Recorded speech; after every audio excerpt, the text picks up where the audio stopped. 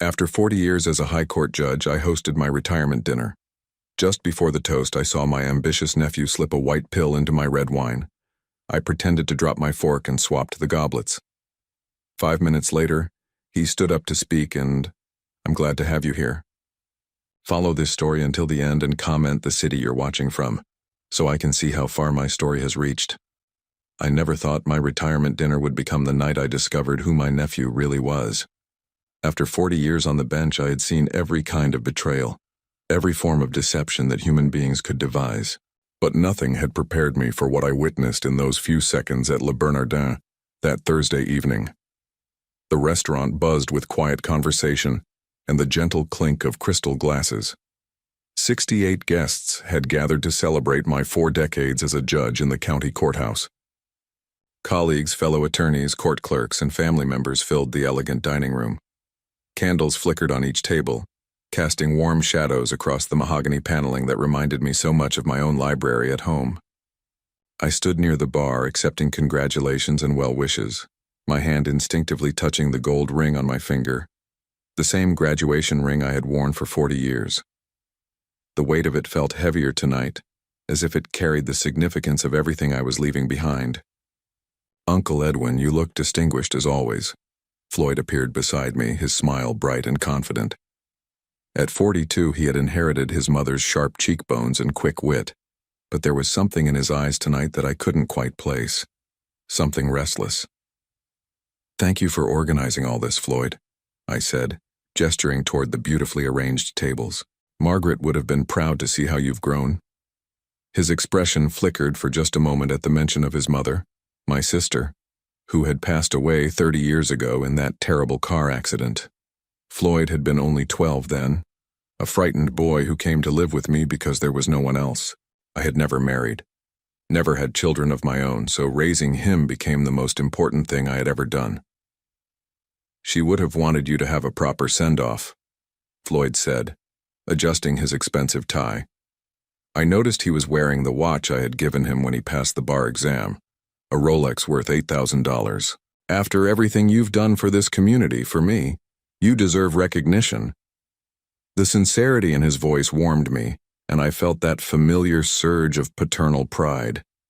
This was the boy I had tutored through high school mathematics, the young man I had guided through law school, paying his monthly tuition of $3,200 without ever making him feel like a burden. Floyd had become everything I had hoped. A successful attorney with his own practice, a lovely wife named Victoria, a beautiful home in the suburbs. "Judge Patterson, congratulations on your retirement." Sarah Chen, my longtime court assistant, approached with a warm smile. 40 years of service to justice. That's something to be truly proud of. "Thank you, Sarah. I couldn't have done it without dedicated people like you," I replied, meaning every word. Sarah had worked with me for 15 years, and her loyalty and competence had made even the most difficult cases manageable. "I need to check on the dinner arrangements," Floyd said, excusing himself with another smile. I watched him walk toward our table where the place cards were arranged with military precision. He had always been detail-oriented, even as a child. I remembered helping him organize his school projects, watching him line up his pencils and notebooks with the same careful attention he now applied to his legal briefs. The evening progressed beautifully. Speeches were made, stories were shared, and I found myself genuinely moved by the outpouring of respect and affection from people whose lives had intersected with mine over the decades. Judge Harrison, my old mentor who was now 87, stood and spoke about the importance of integrity in the judicial system, his voice still strong despite his age. As we moved to our assigned seats for dinner, I felt a deep sense of satisfaction. This was how a career should end, surrounded by people who valued your contributions, who understood the weight of the decisions you had made, the responsibility you had carried. Floyd held out my chair for me, a gesture of respect that reminded me of the manners I had taught him as a teenager. "I took the liberty of ordering your favorite wine," he said, indicating the deep red liquid in the crystal glass beside my plate. "The 1987 Bordeaux from the case you've been saving for special occasions." I was touched by his thoughtfulness. That wine had been a gift from a grateful attorney 20 years ago, after I had ruled fairly in a particularly contentious divorce case. I had been saving it indeed, waiting for the right moment to open it. "That's very considerate of you," I said, settling into my chair. The familiar comfort of routine surrounded me, the weight of my suit jacket, the texture of the starched napkin, the soft murmur of conversation from the surrounding tables.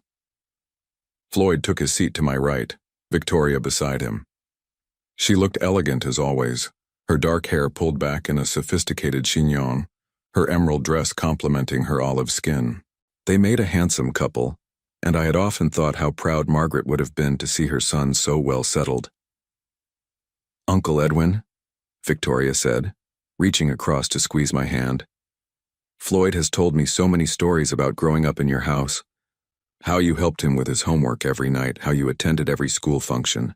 "He was easy to help," I replied, looking at Floyd with affection. "Always eager to learn, always asking the right questions." But as I reached for my wine glass, something caught my eye that made my blood turn to ice in my veins.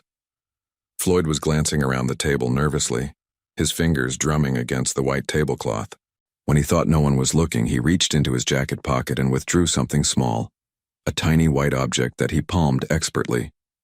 My years of observing human behavior in the courtroom had trained me to notice details others might miss, and what I saw made my heart pound with a rhythm I had never experienced before. With movements so quick they were almost invisible, Floyd leaned slightly toward my wine glass and dropped whatever he was holding into the dark red liquid.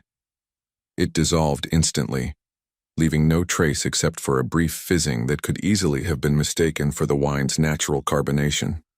Time seemed to stop. The conversations around me became muffled as if I were underwater. The candlelight wavered, and I felt a strange disconnection from my own body, as if I were watching this scene unfold from somewhere else entirely.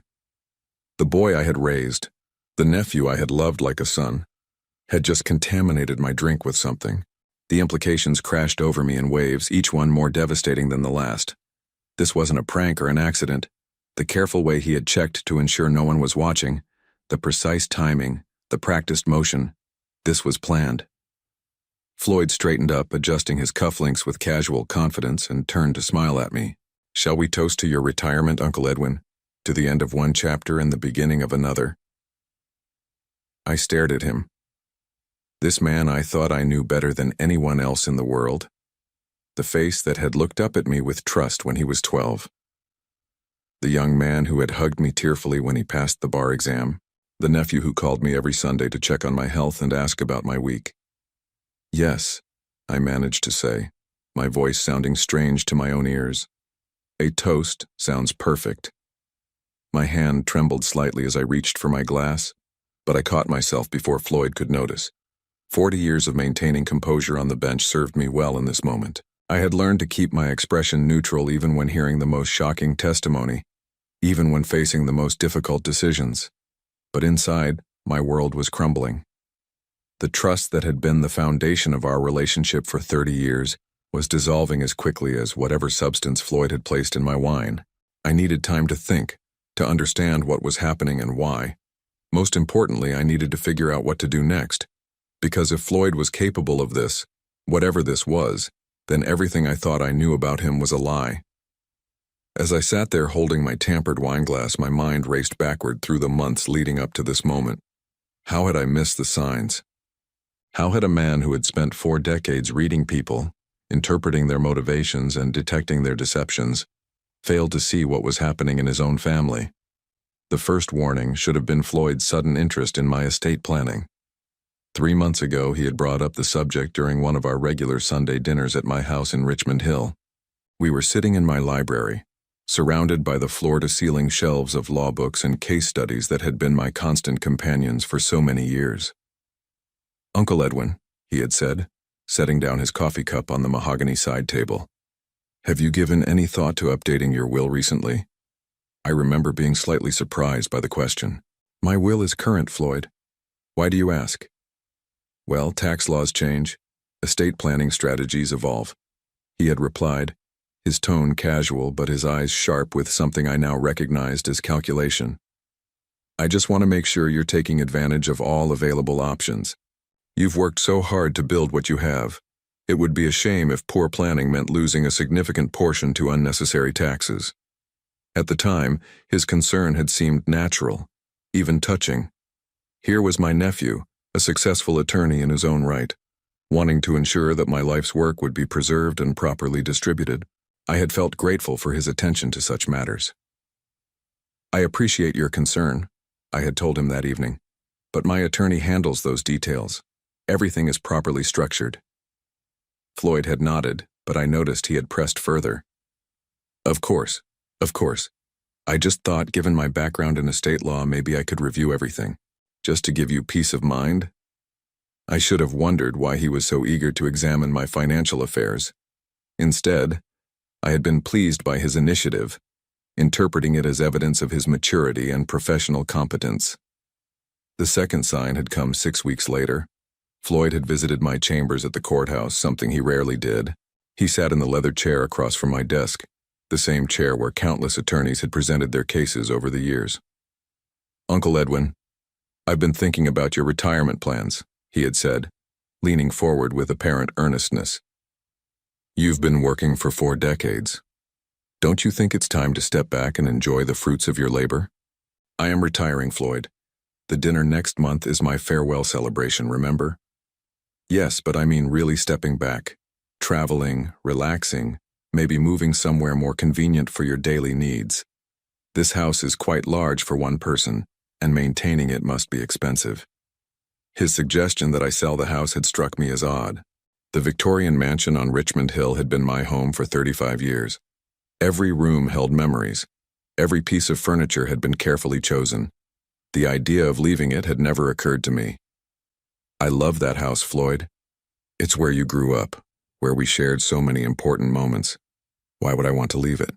Floyd had shifted in his chair, and for just a moment his mask of concern had slipped. I caught a glimpse of impatience, maybe even frustration, before he composed himself again. "I just want to make sure you're not burdening yourself unnecessarily," he had said. "A smaller place might be easier to manage, more practical for someone your age." Someone your age. The phrase had stung, though I hadn't acknowledged it at the time. At 62, I felt healthy and vital. The idea that I needed to downsize my life because of my age seemed premature, almost insulting. Now, sitting at this dinner table with my contaminated wine glass before me, I realized Floyd had been assessing my assets, calculating their value, planning for their transfer. The house worth $750,000, the investment portfolio I had built over decades of careful saving, the pension that would continue for Victoria after my passing. He had been taking inventory. The third sign had been the most disturbing, though I had dismissed it at the time. 2 weeks ago, Floyd had come to dinner with an unusual request. He wanted to borrow against his inheritance. "I have an investment opportunity," he had explained as we sat at my dining room table. "A real estate development that could triple the initial investment within 2 years. But I need capital quickly, and my liquid assets are tied up in the practice." "What kind of investment requires such urgency?" I had asked. Floyd's explanation had been vague, filled with terms like time-sensitive opportunity and exclusive access. When I pressed for details, he had become evasive, almost defensive. "I understand you need to be careful, Uncle Edwin. Your judicial training makes you naturally skeptical. But this is a sure thing, and the returns would benefit both of us in the long run." When I had declined to provide the money, suggesting instead that he wait and use traditional financing, Floyd's reaction had been telling. The disappointment in his eyes was sharp, almost bitter. For a moment, he had looked at me as if I were an obstacle to be overcome rather than a family member who cared about his well-being. "Of course," he had said, recovering quickly. "You're right to be cautious. I'll find another way." But I could see the wheels turning in his mind, and now I understood what he had been planning. The fourth and most damning sign had come just last week. Victoria had called me, her voice strained with worry. "Uncle Edwin, I need to ask you something, and I hope you won't think I'm betraying Floyd's confidence." "What is it, dear?" "He's been acting strangely lately, staying up late, making phone calls he won't discuss, researching things on his computer that he quickly closes when I walk into the room." My heart had clenched with concern. "Have you asked him about it?" "I tried, but he says it's just work pressure." "But Edwin, I found some papers on his desk. printed articles about medical conditions, treatments, things that could affect elderly people. At the time, I had assumed Floyd might be worried about my health, perhaps researching ways to help me age more gracefully. Now I realized he had been researching something entirely different. I'm probably being paranoid, Victoria had continued, but some of the articles were about medications, interactions, things that could cause problems for someone your age. I had reassured her that Floyd was probably just being overly cautious about my well-being, but her call had planted a seed of unease that I had tried to ignore. Now, as I sat at this elegant table surrounded by people celebrating my career, that seed had grown into a terrible understanding. Floyd hadn't been researching ways to protect my health. He had been researching ways to compromise it. The boy I had raised from age 12, who had slept in the bedroom down the hall from mine for 6 years, who had sat at my kitchen table doing homework while I prepared dinner. This boy had grown into a man capable of something I couldn't even name. I thought about all the sacrifices I had made for him, the vacations I hadn't taken so I could pay his college tuition of $3,200 every month for 4 years, the social events I had skipped to attend his school plays and soccer games, the relationships I had let fade because raising Floyd had become my primary focus. I had given him everything: love, guidance, opportunity, financial support. I had shared my knowledge, my connections, my home. I had been proud when he chose to study law, thrilled when he passed the bar exam, overjoyed when he started his own practice. And this was how he repaid that devotion. The waiter approached our table, beginning to serve the first course, and I realized I had to make a decision. I could confront Floyd here, in front of everyone, creating a scene that would destroy not only him but also the memory of this evening that was meant to celebrate my career.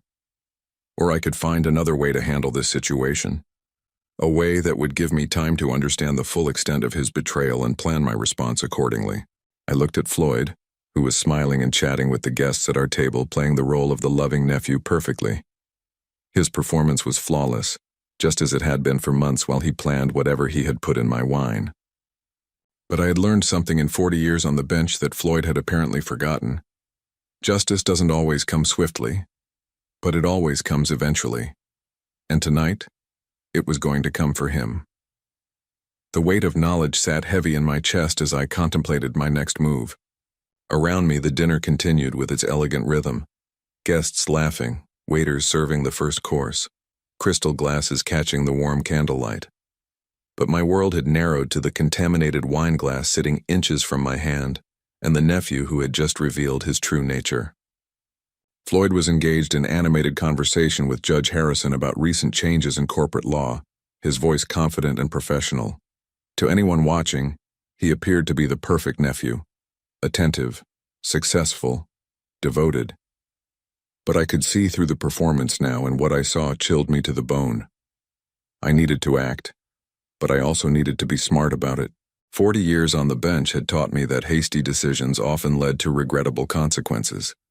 This situation required the same careful consideration I had applied to the most complex legal cases. "Uncle Edwin, you seem quiet tonight," Victoria observed, her dark eyes filled with genuine concern. "Are you feeling all right?" The irony of her question wasn't lost on me. Here was Floyd's wife worried about my well-being, while her husband sat beside her having just tampered with my drink. Did she know? Was she part of this? Or was she as deceived as I had been? "Just reflecting on the evening," I replied, managing a smile. 40 years of memories tend to flood back at moments like this. Floyd glanced at me and I caught something in his expression. Anticipation, maybe even excitement. He was waiting for me to drink the wine, waiting to see the results of whatever he had put in it. The realization made my stomach turn, but I kept my face carefully neutral. "You should try the wine, Uncle Edwin," Floyd said, raising his own glass. "It's really exceptional, perfect for toasting such a momentous occasion." His insistence confirmed my worst fears. This wasn't paranoia or misunderstanding. Floyd genuinely wanted me to consume whatever he had put in that glass. "You're right," I said, reaching for the wine. "A toast is definitely in order." But as my hand moved toward my glass, I deliberately knocked my fork to the floor. The silver utensil clattered against the hardwood, drawing the attention of everyone at our table. "How clumsy of me," I said, bending down to retrieve the fork. In that moment, hidden beneath the white tablecloth, I executed a maneuver that would have impressed any magician. With movements honed by decades of handling evidence in courtrooms, I switched my contaminated wine glass with Floyd's clean one. The exchange took less than 3 seconds, invisible to everyone above the table. When I straightened up, fork in hand, my heart was pounding but my expression remained calm. Years of maintaining judicial composure under pressure served me well. I had learned to hide my reactions when hearing shocking testimony, when facing attempts at intimidation, when making decisions that would alter people's lives forever. "I should ask for a clean fork," I said to the waiter, who immediately provided one. Floyd was watching me with barely concealed impatience. "Now about that toast," he said, lifting what he believed was his own glass but was actually mine, the one that had originally contained whatever substance he had added. "Absolutely," I replied, raising what had been his glass, the clean one. The twisted justice of the situation wasn't lost on me. For 30 years I had taught Floyd about right and wrong, about consequences and accountability. Now he was about to learn those lessons in the most direct way possible. "To Judge Edwin Harrison," Floyd announced, standing and holding his glass high. His voice carried across our section of the restaurant, drawing smiles and attention from nearby tables. "A man who has dedicated his life to justice, who raised me when I had nowhere else to turn, who showed me the meaning of integrity and honor." The words sounded beautiful, heartfelt even. If I hadn't just witnessed his betrayal, I might have been moved to tears. Instead, I felt sick listening to him speak about integrity, while holding a glass that contained evidence of his complete lack of it. "Uncle Edwin taught me that every action has consequences," Floyd continued, his eyes meeting mine. "That we must be prepared to face the results of our choices, good or bad." The irony of his words was almost unbearable. He was about to experience exactly what he had just described, though not in the way he expected. "He showed me that family is the most important thing in life," Floyd went on, his voice growing more emotional. "That love and loyalty should guide our decisions, and that we should always protect those we care about." Several guests were dabbing at their eyes now, touched by what they perceived as a nephew's heartfelt tribute to his beloved uncle. If only they knew the truth. "So here's to you, Uncle Edwin," Floyd said, raising his glass higher. "Thank you for everything you've given me. Thank you for making me the man I am today." The applause that followed was warm and sincere. Guests raised their glasses in solidarity, creating a beautiful tableau of respect and affection. I stood as well, holding my clean glass, and nodded acknowledgement to the room. "Thank you all," I said, my voice steady despite the chaos in my heart. "Your words mean more to me than you could know." Floyd smiled at me with what appeared to be genuine love, then brought his glass, the contaminated one, to his lips and drank deeply. I watched in fascination as he consumed a significant portion of the wine, apparently savoring its taste. "Excellent choice," he said to me, setting the glass down. "This vintage is truly special." "Yes," I agreed, taking a small sip from my own clean glass. "It certainly is." The dinner continued around us. The first course was served, a delicate seafood appetizer that I could barely taste. My attention was entirely focused on Floyd, watching for any signs that whatever he had put in the wine was beginning to affect him. Initially, nothing seemed different. Floyd continued his conversations, charming the other guests with stories about his legal practice and asking thoughtful questions about their own careers. He was performing his role perfectly, just as he had been performing the role of loving nephew for who knows how long. But as the minutes passed, I began to notice subtle changes. Floyd's speech became slightly less precise. His gestures grew more expansive, less controlled. When he reached for his water glass, his hand trembled almost imperceptibly. "Are you feeling all right, darling?" Victoria asked, placing her hand on his arm with obvious concern. "Fine, fine," Floyd replied, but his voice was softer now, less confident. "Just excited about the evening." I continued to watch him, feeling a complex mixture of emotions. Part of me was satisfied to see justice beginning to unfold. But another part, the part that remembered the 12-year-old boy who had cried in my arms after his parents' funeral, felt a deep sadness at what Floyd had become. 20 minutes after the toast, Floyd excused himself to use the restroom. I watched him walk across the restaurant, noting the slight unsteadiness in his gait that wasn't quite noticeable, unless you knew what to look for. When he returned 5 minutes later, his face was pale, and there was a sheen of perspiration on his forehead despite the comfortable temperature in the restaurant.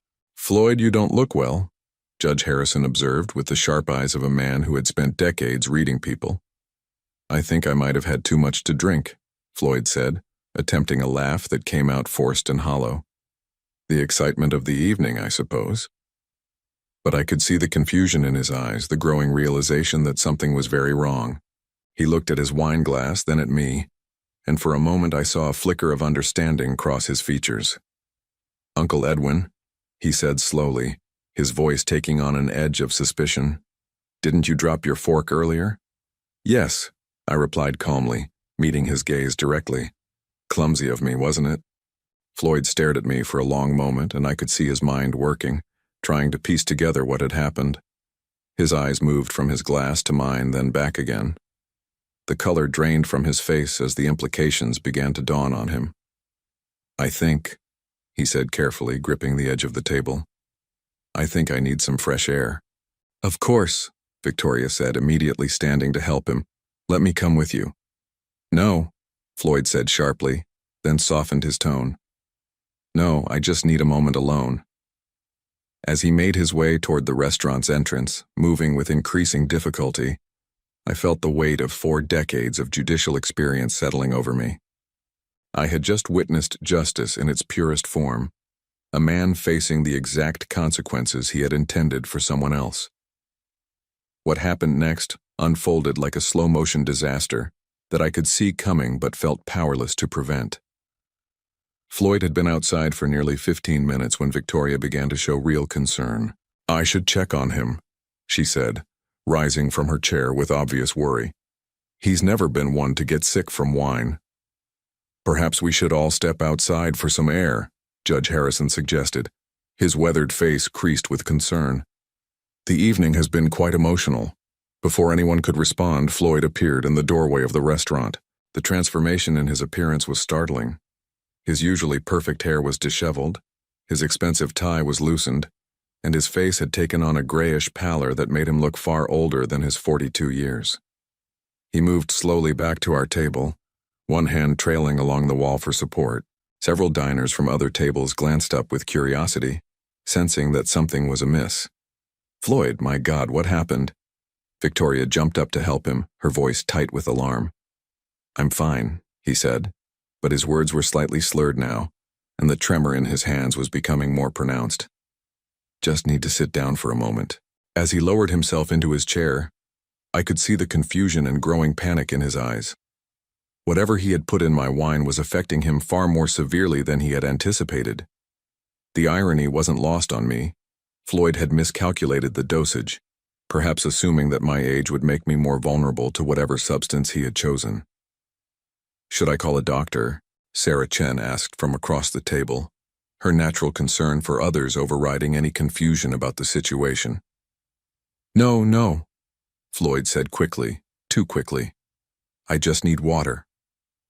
But even as he reached for his water glass, his coordination failed him. The glass slipped from his trembling fingers and shattered against his dinner plate, sending crystal shards across the white tablecloth. The sound drew attention from every table in our section of the restaurant. A collective gasp arose from our guests. Victoria immediately knelt beside Floyd's chair, her dark eyes wide with fear. "Darling, you're scaring me. Tell me what's wrong." For a moment, Floyd's gaze met mine across the table. In his eyes, I saw the full realization of what had occurred. He understood that I had discovered his plan and turned it back on him. But more than that, I could see the dawning comprehension that whatever he had intended for me was now coursing through his own system. "Uncle Edwin," he whispered, his voice barely audible above the concerned murmur of voices around us. "I need to talk to you. Alone." The desperation in his tone was unmistakable. Here was a man who had just realized that his carefully laid plan had backfired spectacularly, and who was beginning to face consequences he had never imagined for himself. "I think you should focus on feeling better first," I replied calmly, though my heart was racing with adrenaline. "Perhaps some fresh air would help?" Floyd tried to stand, but his legs wouldn't support him properly. He gripped the table's edge, his knuckles white with the effort of remaining upright. "Something's wrong," he said, no longer trying to hide his distress. "Something's very wrong." Judge Harrison, with his decades of experience reading people and situations, leaned forward with sharp attention. "Floyd, you mentioned earlier that you might have had too much to drink, but this seems like something more serious. Are you taking any medications that might interact with alcohol?" The question hit Floyd like a physical blow. His face went even paler, and I could see him struggling to find an answer that wouldn't reveal the truth. He began, then stopped. His breathing was becoming labored, and small beads of sweat were forming on his forehead, despite the comfortable temperature in the restaurant. Victoria placed her hand on his arm, her concern deepening. "Floyd, you're frightening me. Please let someone call for medical help." "No!" The word came out sharper than Floyd intended, drawing even more attention from nearby tables. Restaurant staff were beginning to hover nervously at the edges of our section, clearly uncertain about how to handle the situation. I watched all of this unfold with a mixture of fascination and deep sadness. This wasn't how I had wanted the evening to end. Part of me had hoped that confronting Floyd privately might have led to a confession, perhaps even to understanding why he had chosen this path. Instead, his plan had collapsed publicly, in front of 68 people who had gathered to celebrate my career. "Floyd," I said quietly, leaning toward him, "perhaps you should tell us exactly what you think might be causing this reaction. It might help if medical professionals know what they're dealing with." His eyes widened at the implication of my words. I was offering him a chance to confess, to explain what he had put in the wine so that appropriate help could be provided. But confession would mean admitting to everyone present what he had attempted to do to me. I can't. Floyd struggled with the words, his moral cowardice warring with his growing physical distress. That's when Judge Harrison demonstrated why he had been such a respected jurist for over 50 years. With the sharp instincts that had made him legendary in the legal community, he looked from Floyd to me, then back to Floyd, and I could see understanding dawning in his wise old eyes. "Young man," Judge Harrison said in the authoritative tone that had commanded respect in courtrooms for decades, "I suggest you tell us immediately what substance you've ingested, because your condition appears to be deteriorating rapidly."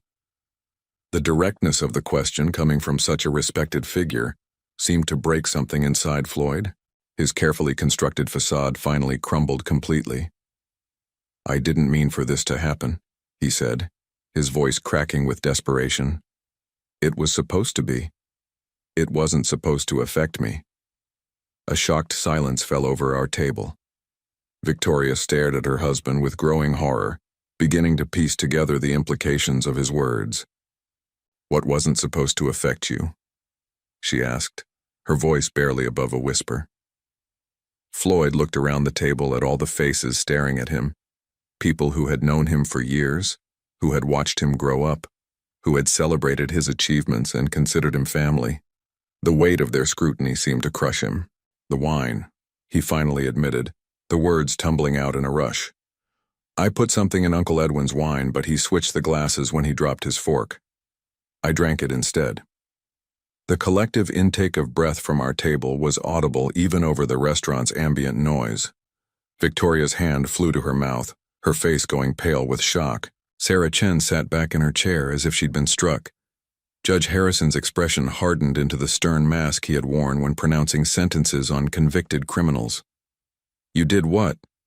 Victoria's voice was high and strained, hardly recognizable. But before Floyd could answer, his condition worsened dramatically.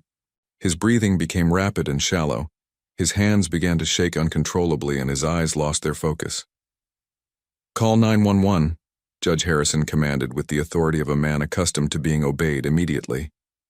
As chaos erupted around our table, Victoria crying, guests pulling out their phones, restaurant staff rushing to help, I found myself strangely calm. After 40 years of dealing with crises in the courtroom, I had learned to remain steady when others panicked. But as I watched Floyd struggling with the consequences of his own actions, I felt no satisfaction, no sense of victory. Instead, I felt the profound sadness of a man who had just watched someone he loved destroy himself. The boy I had raised, the nephew I had cherished, had revealed himself to be someone I didn't recognize. And now he was facing the exact fate he had planned for me, learning too late that some actions can never be undone. The hospital waiting room felt sterile and cold, a stark contrast to the warm elegance of Le Bernardin, where this nightmare had begun just 4 hours earlier. I sat in one of the uncomfortable plastic chairs, still wearing my retirement dinner suit, watching the controlled chaos of Mount Sinai's emergency department through glass doors that swooshed open and closed with mechanical precision. Victoria sat across from me, her elegant emerald dress now wrinkled and stained with tears. She hadn't spoken to me directly since Floyd's confession at the restaurant, but I could feel her staring at me with a mixture of confusion, anger, and desperate need for answers. Judge Harrison had insisted on coming with us, his 87-year-old frame moving with surprising agility as he navigated the hospital corridors. Sarah Chen had stayed behind to explain the situation to our dinner guests and handle the aftermath of what would undoubtedly become the most talked-about retirement party in the county's legal community. The paramedics had arrived within 8 minutes of our call, professional and efficient as they assessed Floyd's condition. I had watched them work, answering their questions about his symptoms with clinical detachment, while inside I wrestled with emotions I couldn't fully identify. "Mr. Holloway?" A young doctor in blue scrubs emerged from the treatment area, clipboard in hand. Dr. Martinez, according to his name tag, looked tired but alert. "Your nephew is stable now. We've administered treatment to counteract the substance in his system." Victoria jumped up immediately. "Can I see him?" "In a few minutes. We need to keep monitoring him, but the worst has passed." Dr. Martinez turned to me. "The police would like to speak with you about what happened." I nodded, having expected this. Of course. Detective Roberts was a woman in her 40s with sharp eyes and graying hair pulled back in a practical ponytail.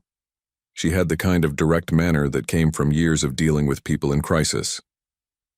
"Judge Holloway, I understand there was an incident this evening involving your nephew and some kind of substance added to alcoholic beverages." "That's correct," I replied, settling into the conference room chair she had indicated. "Floyd admitted to tampering with my wine glass. When I accidentally switched our glasses, he consumed whatever he had put in mine." Detective Roberts made notes as I spoke. "Do you have any idea what substance he used?" "No, though I assume the hospital tests will reveal that information." "They will. What I'm trying to understand is the sequence of events. You say you accidentally switched glasses?" I paused, weighing my words carefully. 40 years of legal experience had taught me the importance of precision in testimony. I dropped my fork and bent down to retrieve it. During that time, our glasses were switched. Whether it was accidental or intentional is difficult to determine. The detective studied my face for a long moment. "Judge Holloway, given your legal background, I'm sure you understand that if this was intentional retaliation, it could constitute a crime." "I understand the law, detective. I also understand that a man who tampers with someone else's drink bears responsibility for the consequences of that action, regardless of who ultimately consumes the substance." She nodded slowly. "We'll need a full statement from you, and we'll be investigating the incident thoroughly. Your nephew could face serious charges for what he attempted." After giving my statement, I returned to the waiting room to find Victoria pacing near the windows. The mascara that had run down her cheeks earlier had been cleaned away, but her eyes were red and swollen from crying. "They're letting me see him now," she said without looking at me. "The doctor says he'll recover completely, but it will take time." "I'm glad to hear that," I said, meaning it despite everything that had happened. Victoria turned to face me then, her expression a mixture of pain and accusation. "How could you do this to him, Edwin? How could you let him drink something that dangerous?" The question hit me like a physical blow. Even after Floyd's public confession, she was finding a way to make me responsible for his suffering. "Victoria," I said gently, Floyd put that substance in my drink, intending for me to consume it. He made that choice. He bears the responsibility for what happened. But you knew, she said, her voice rising. You knew and you let him drink it anyway. Judge Harrison, who had been sitting quietly in the corner, spoke up with the authority that had made him legendary in legal circles. Young lady, I suggest you direct your anger where it belongs. Your husband attempted something unthinkable tonight. Victoria's face crumpled. I don't understand any of this. Floyd loves Edwin. He's always talked about how grateful he is for everything Edwin did for him. Why would he? Why would he try to hurt him? That was the question I had been asking myself since the moment I witnessed Floyd tampering with my wine. Why had the boy I raised, the young man I loved like a son, chosen to betray me in such a fundamental way? I think, Judge Harrison said quietly, that's a question only Floyd can answer. 20 minutes later, a nurse led us to Floyd's room. He was awake, propped up against white pillows, with an IV line running into his left arm. The confident, charismatic attorney from the dinner party was gone, replaced by someone who looked fragile and defeated. Uncle Edwin, he said when he saw me, his voice hoarse from the medical procedures. I'm sorry. I'm so sorry.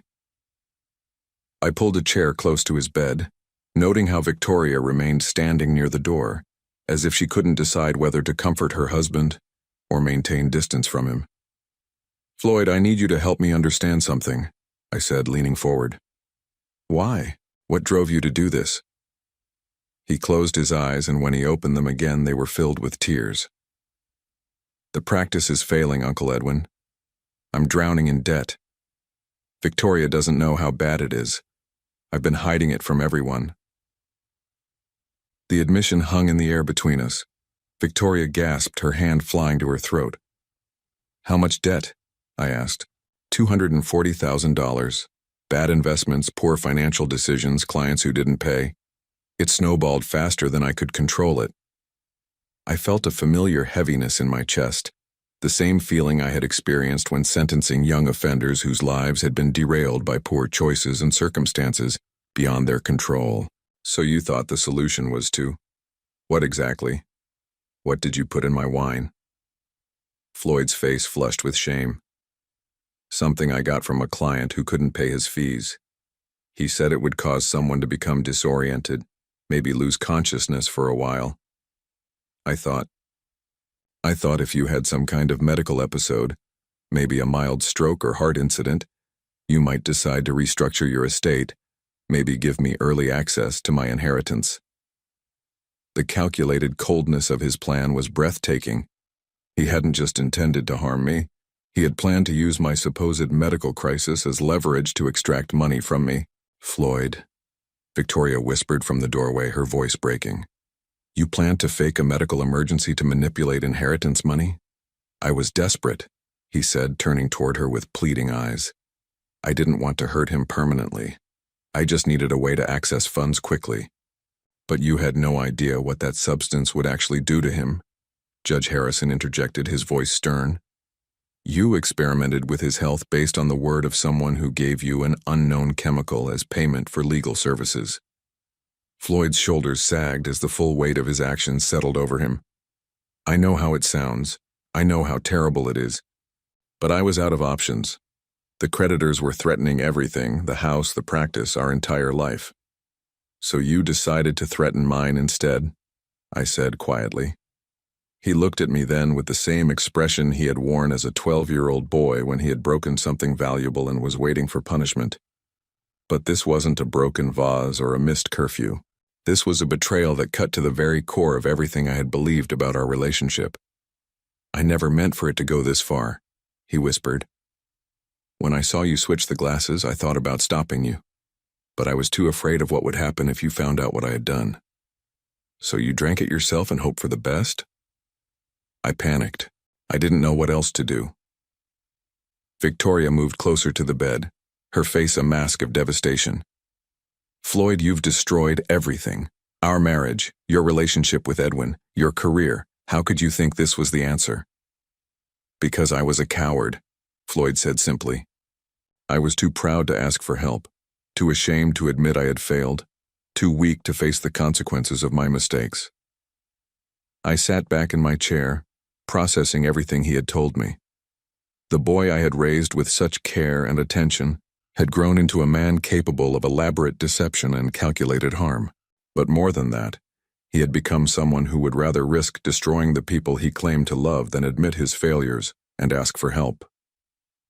"What happens now?" Victoria asked, looking between Floyd and me. "Now," I said, standing up slowly. "Floyd faces the consequences of his choices. The police are investigating and there will likely be criminal charges.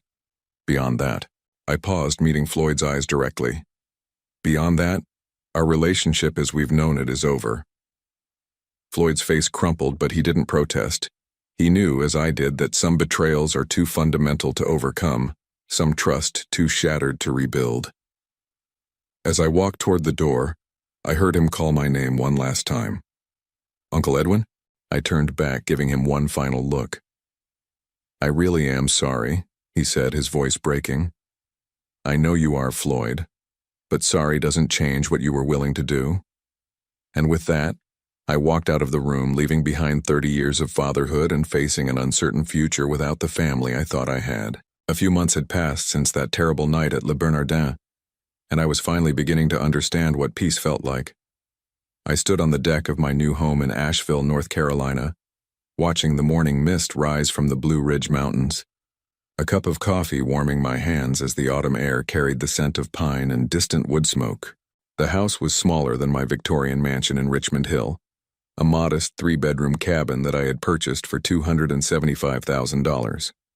It sat on 5 acres of wooded land, far enough from the city to provide solitude but close enough to the town center that I could walk to the library, the courthouse where I occasionally volunteered, and the small cafe where I had become a regular.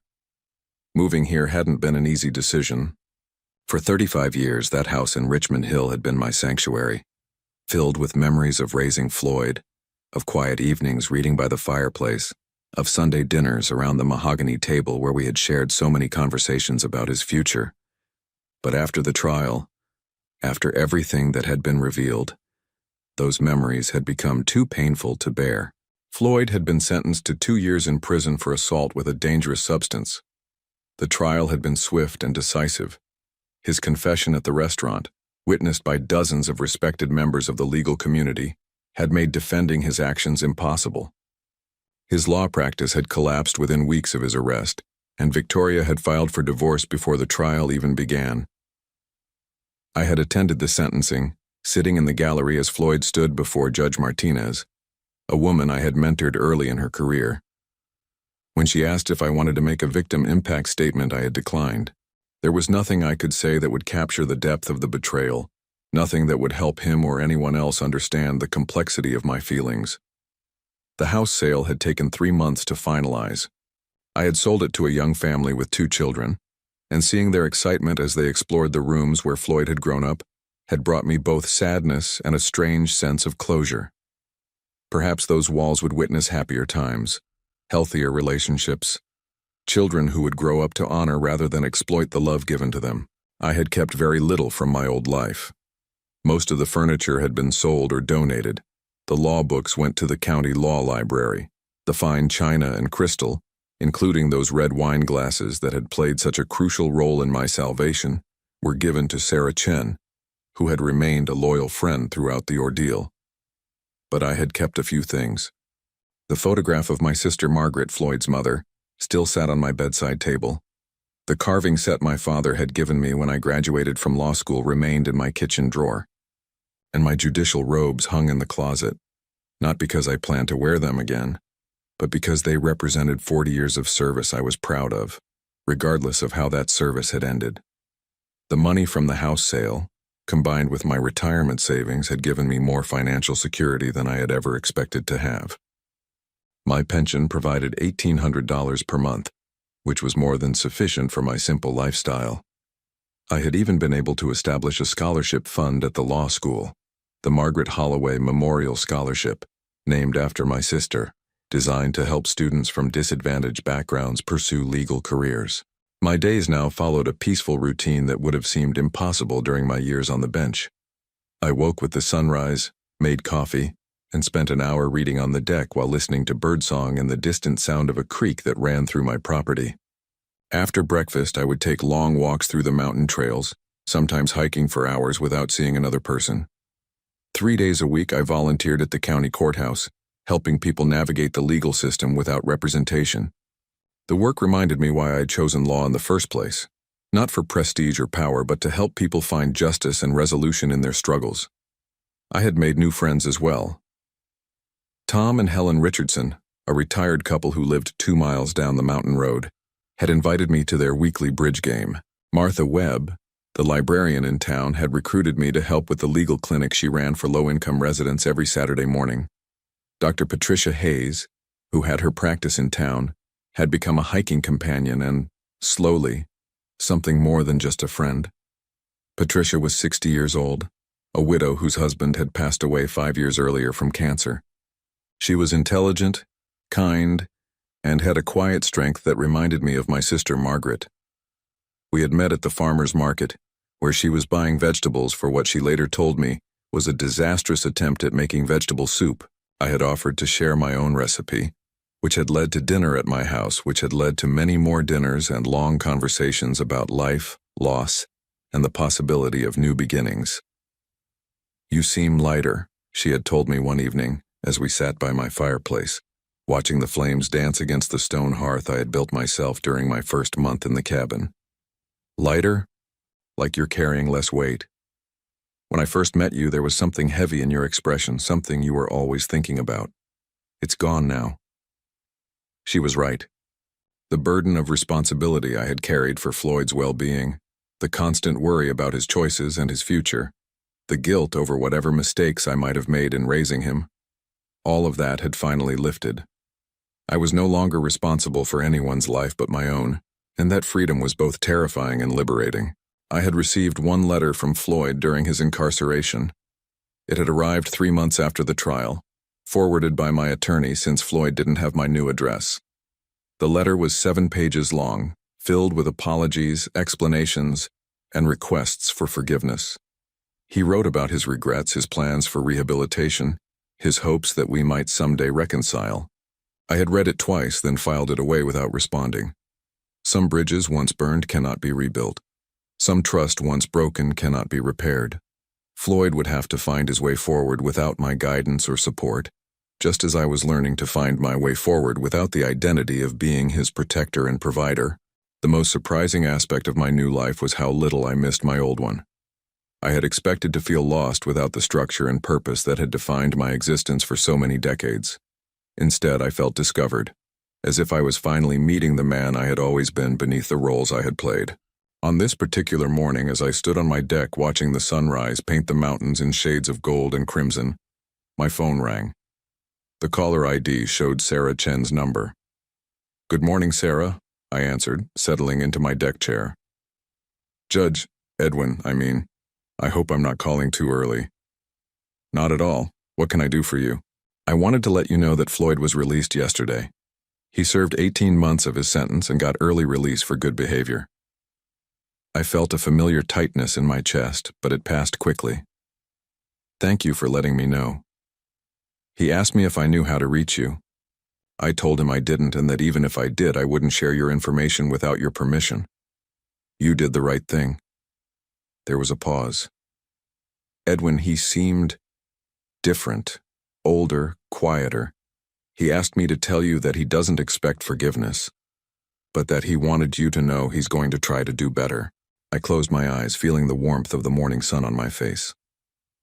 "I hope he does, Sarah, for his own sake." After hanging up, I remained on the deck for a long time, processing the news of Floyd's release. I felt no anger, no fear, no desire to reach out to him. I felt only a kind of sad closure, like the end of a book I had been reading for 30 years. At noon, Patricia arrived with hiking boots and a backpack filled with sandwiches and water bottles. We planned to explore a new trail that led to a waterfall Tom Richardson had told us about. "You look peaceful today," she said, kissing my cheek as she set down her pack. "I feel peaceful," I replied, meaning it completely.